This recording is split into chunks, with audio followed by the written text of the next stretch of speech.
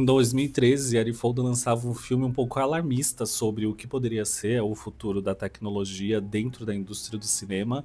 E hoje, em 2026, ele não só era alarmista, mas como conseguiu prever em pontos até sensíveis e que, de tão irrealistas e surreais, acaba sendo exatamente o que se tornou e o que pode se tornar a indústria do cinema, caso não existam barreiras para que isso seja concluído. O filme Congresso Futurista, não só na questão do entretenimento, mas como essas coisas acontecem e vão modificando não só o entretenimento, mas a tecnologia e o convívio em sociedade para todos nós, né? Podem ser afetados dependendo da vontade de quem tem o poder para poder fazer essas mudanças. Olá, meu nome é Marcos Diniz, com o IZ no final. Aqui a gente fala de direção de arte, cinema, indicações. E hoje eu vou falar sobre o filme Congresso Futurista do Ari Folda de 2013.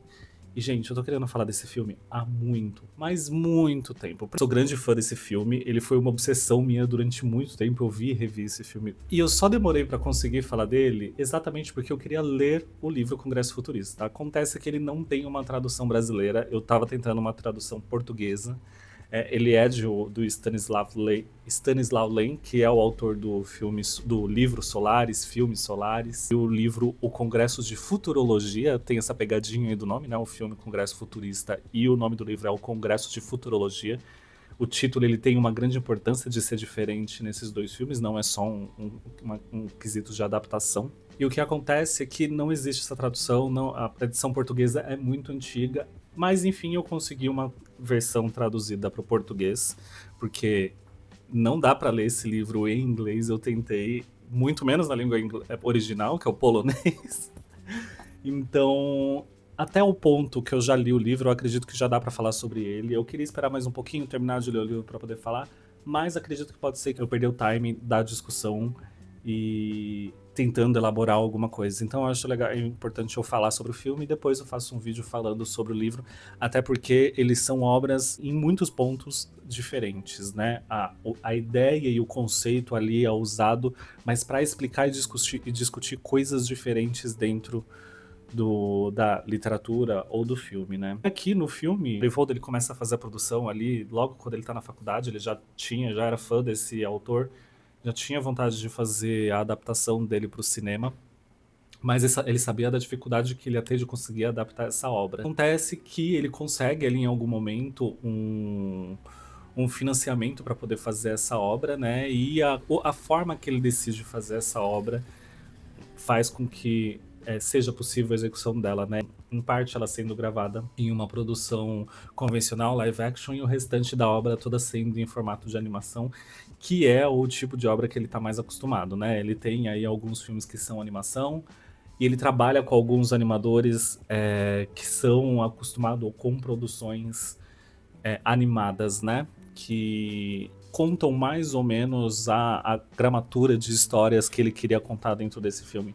Como um dos diretores de arte e de ilustração desse filme é o escritor do quadrinho Diário de Anne Frank, né? Tanto que você vê ali muitas semelhanças entre os traços que são usados nos dois, porque é a mesma pessoa que fez a produção do design de arte do projeto. E aqui não só discutir essa obra, o filme, como que ele foi feito, e aqui eu não quero trazer uma crítica, vocês sabem que eu não faço crítica de filmes aqui, mas a gente consegue trazer não só para esse filme, mas zilhões de coisas que vão acontecendo na indústria do cinema, e aqui como crítica, esse filme, né, fazendo crítica, até porque esse filme não tinha o intuito de ser um blockbuster, ele foi lançado para festivais e também o que a gente diz de lançamento limitado, né, ele não foi lançado no mundo inteiro, ele teve só algumas exibições, isso aqui era um projeto realmente de vida desse diretor, e grande parte dos projetos dele são assim, tanto que esse filme ele depende de financiamento de diversas partes diferentes para que ele consiga ser levado aí para frente. Ele não depende de uma grande empresa para com que aconteça.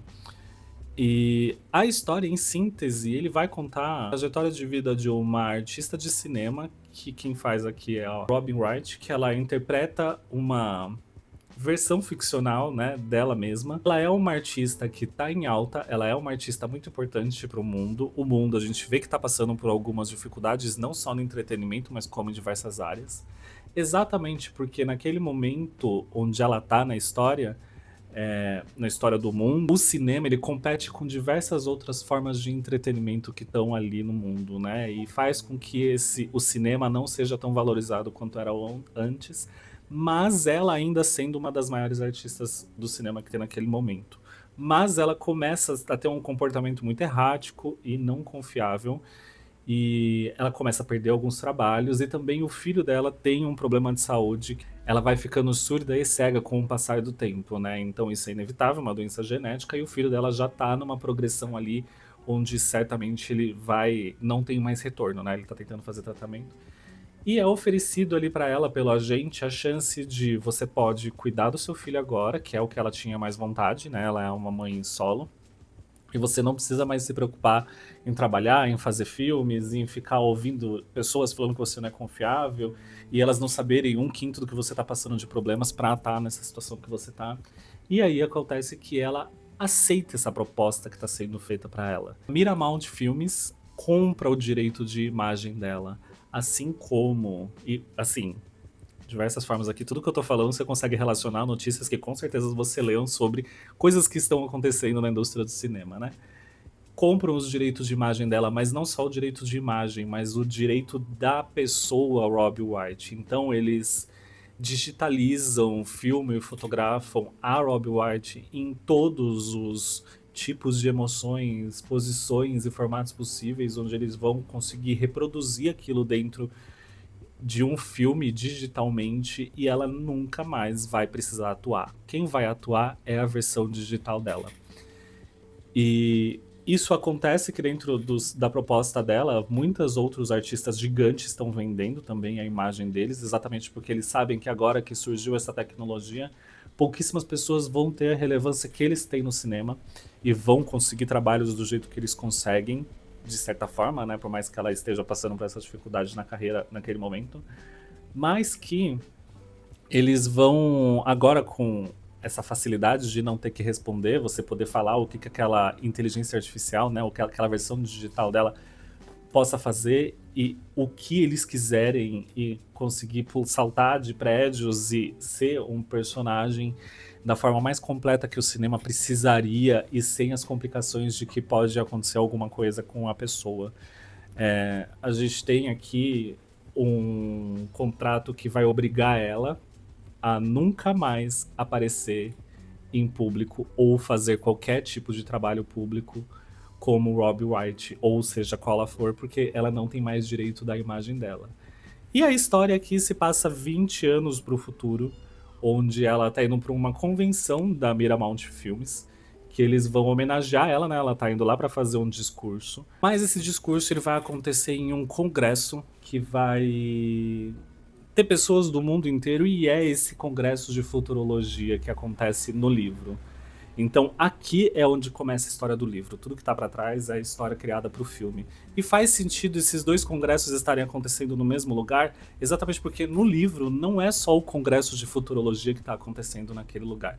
A diferença é que aqui eles estão em algum lugar nos Estados Unidos, e no livro eles estão na Costa Rica, em um futuro muito lá na frente. E por conta desse contrato que é fechado, onde ela não pode aparecer, não só ela, mas 20 anos no futuro, não existem mais atores no cinema. Não existem também atores famosos no cinema. Os únicos atores que conseguiram, os únicos personagens ou imagens que conseguiram vencer o tempo foi o Tom Cruise, óbvio, e a Robin Wright, que entra em uma franquia de filmes que tem zilhões de filmes nessa franquia, que são filmes de ação, assim como os do Tom Cruise. E ela é a homenageada, é a pessoa que vai fazer uma palestra no congresso. E aí, quando ela chega nesse congresso para começar a fazer esse trabalho, ela não pode entrar mais como Robbie White. Então ela entra como uma versão animada dela mesma. Eles são obrigados na entrada desse lugar a tomar alucinógenos, onde não só faz com que a pessoa que está ali tomando o comprimido tenha alucinação, mas que ela esteja presente no lugar onde ela está, né? Então ela vai estar andando naqueles lugares, mas ela também vai ver as pessoas como um desenho animado, e as pessoas vão ver ela como um desenho animado. Só que a diferença é que ela entra como um avatar dela mesmo nesse ambiente.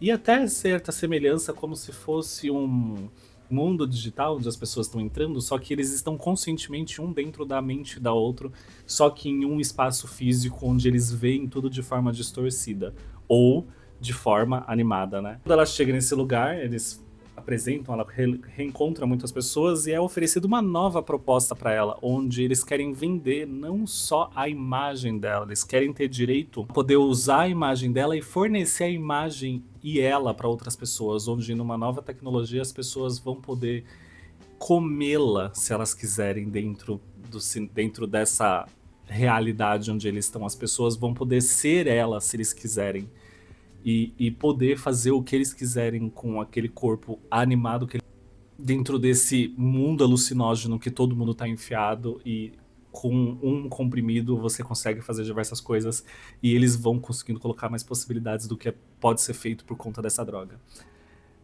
Acontece que ela não concorda com isso e diz, né, que as pessoas não podem ter o direito de ter as outras pessoas, fazer o que quiserem com as outras pessoas. Só que, assim como no livro, o lugar onde é feito o Congresso Futurista, ou Congresso de Futurologia, eles são preparados para os mais tipos de atrocidade que podem acontecer ali naquele momento.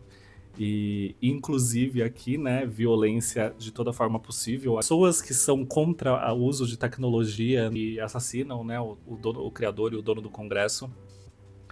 Robbie Wright é sequestrada, é enviada para outro lugar e acaba sendo salva em algum momento e fica perambulando pelo aquele mundo até finalmente conseguir sair dali de certa forma, mas, né, ainda dentro desse ambiente de animação que ela tá, a única forma dela sair é tomar como se fosse um comprimido que bloqueia todos os efeitos alucinógenos que tá todo mundo enfiado ali.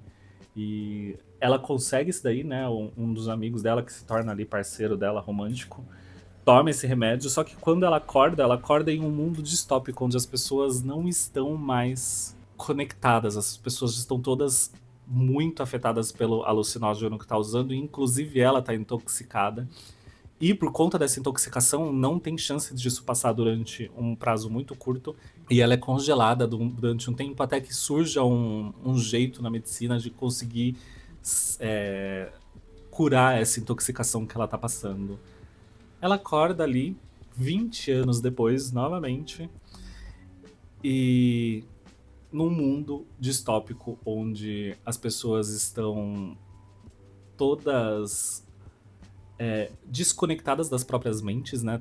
Quase o mundo inteiro tá conectado dentro dessa droga alucinógena que foi adaptada, desenvolvida e recriada durante muito tempo até chegar num ponto onde todas as pessoas são sociáveis, não violentas,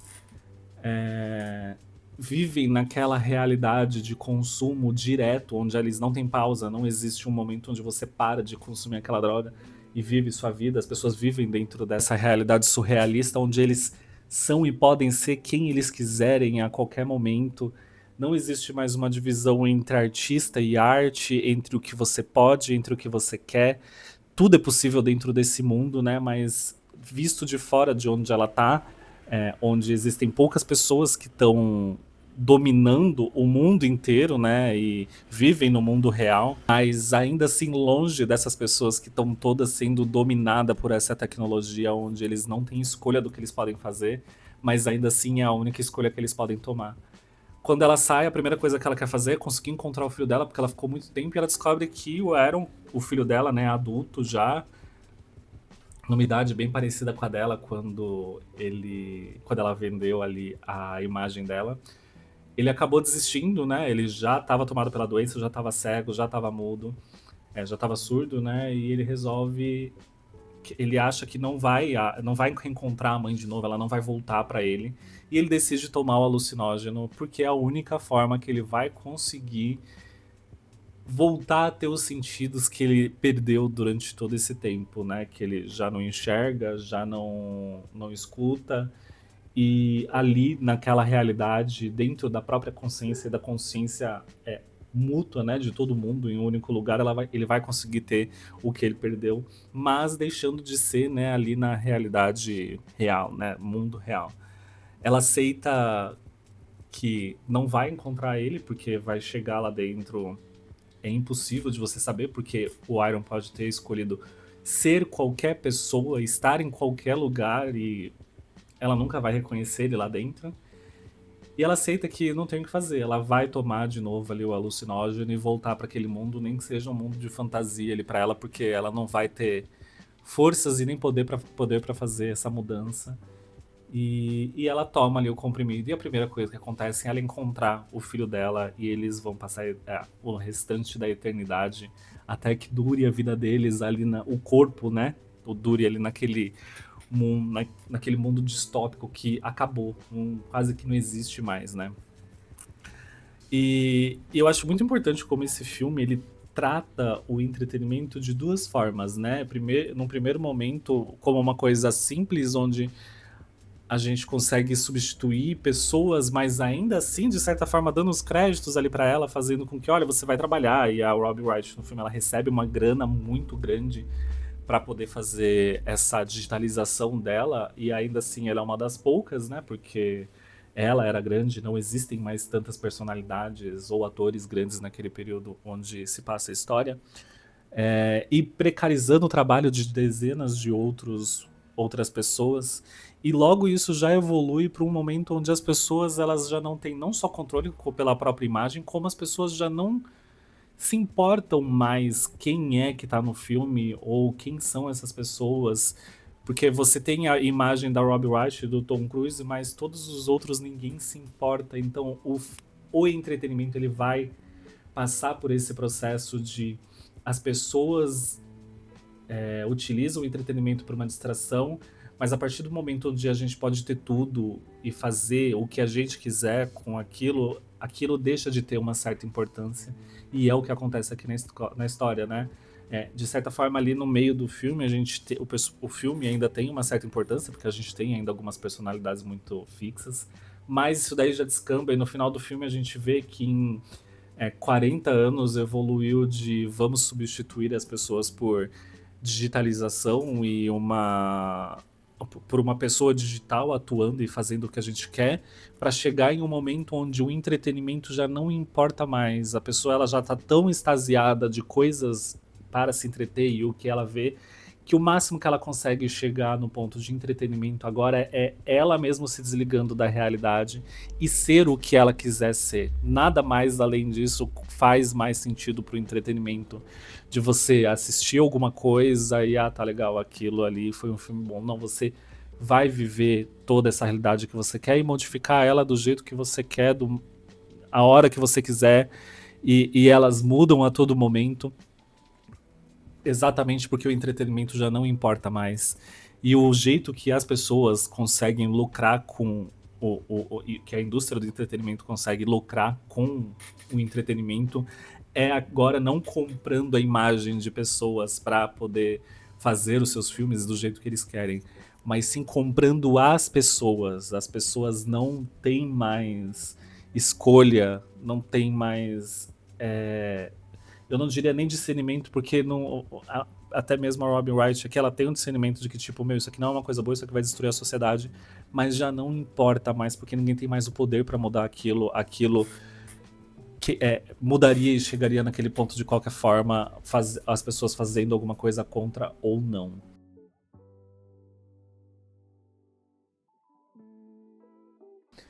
E acredito que a gente não vai chegar, pelo menos não tão cedo, na forma como o livro aqui a história é contada aqui no filme, mas também como mais que a gente chegue em posições e momentos semelhantes dentro do entretenimento, né? A gente tem aí os filmes como eram feitos antigamente, e aí a gente passa pelo uso de CGI nos anos 90, 2000, né? CGI de qualidade, tá, gente? E aí já não importa mais os filmes, a gente pode fazer o que a gente quer dentro, criar imagens e seres como a gente quer, e isso é fascinante naquele primeiro momento. E aí chega agora em 2025, as pessoas já estão cansadas do que elas estão vendo no cinema, porque todas as imagens, tudo é gerado por CGI, tudo é muito espetacular, e os filmes precisam ser cada vez mais espetaculares, as pessoas precisam fazer coisas cada vez mais absurdas. E cada vez mais e mais e mais. E o cinema a gente vê que ele vem ali no início, uma história simples que às vezes se você coloca no roteiro dá, sei lá, 3 parágrafos, você conseguiria contar a história do filme inteiro em 1 hora e meia de tela, viraria 2 parágrafos. E para filmes complexos ali no meio, e aí chega num momento de complexidade onde a complexidade do filme já não importa mais, o que importa é a imagem que ele tá gerando e o quão absurdo tudo aquilo que você tá vendo na tela. E a gente fala que, querendo ou não, esses filmes não são assistidos mais, não deveria ser feito, mas é o que é assistido, é o que a gente vê no cinema. Eu não gosto do discurso de filmes de super-heróis são uma grande montanha-russa, é um grande parque de diversões, mas é essa ideia mesmo, é um parque de diversões. A gente tá aqui, na verdade, vendo esse filme levando a dopamina ao extremo, de certa forma, ou com susto, ou com ação, ou com muitas coisas acontecendo na tela, até chegar no momento que essas coisas já não vão fazer tanto sentido, a gente vai precisar de mais para poder suprir essa dopamina que a gente não consegue ter com esses personagens ou com essas histórias.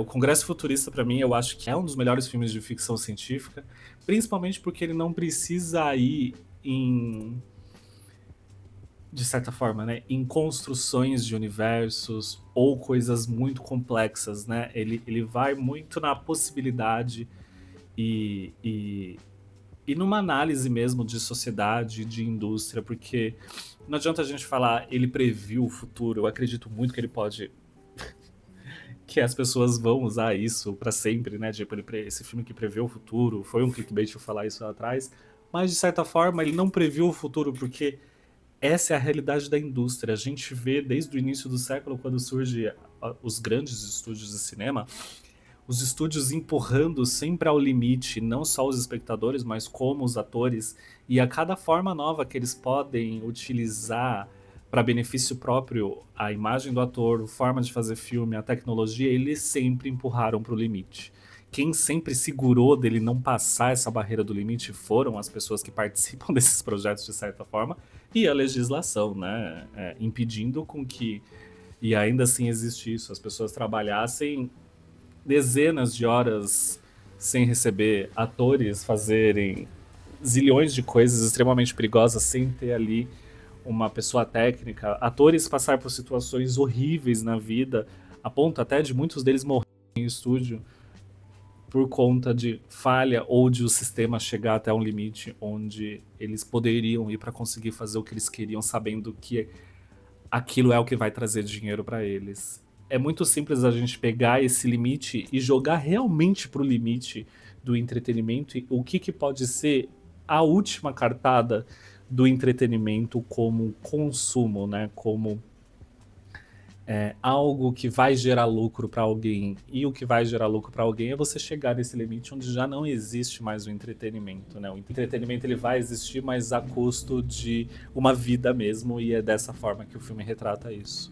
Eu vou fazer um outro vídeo sobre o livro, porque o livro ele trata de assuntos quase que semelhantes a isso, mas é outro universo, é outra construção, é outro caminho.